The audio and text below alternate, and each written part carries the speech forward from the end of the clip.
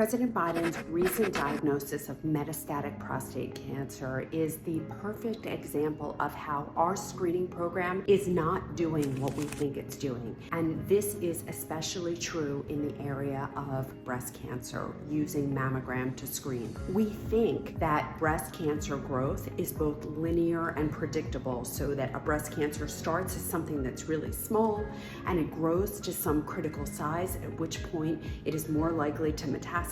So if you screen and you find it before it reaches that critical size, you can save lives and save breasts. And it's a very logical theory, and the same thing is being applied in the world of prostate cancer. But like prostate cancer and like breast cancer, this theory is simply not true. It's very logical, it's very believable, it just doesn't happen to be true. Breast cancer growth is neither linear nor predictable, so it is all about biology, and a breast cancer is what it is from the very beginning. So if you catch it when it's really small, if it's an aggressive process, it doesn't matter. And the only thing that mammogram is good at catching are cancers that are not aggressive and not life-threatening. So we need to relearn this paradigm, and we need to focus on biology. That is why I don't use imaging alone to screen for breast cancer, and I don't rely on imaging alone to help me make my decisions. That is primarily why I certainly use physical examination, because clinically positive disease is meaningful when you can feel it, but I use the ARIA test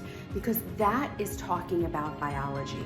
That is measuring markers of inflammation, and we know very, very early, before a tumor would even develop, if the inflammatory precursors of breast cancer are there. So if you want to learn about how to screen safely and effectively, comment SAFE in the comments, and I will send you my safe and effective breast cancer screening guide, because what we're doing now is not working.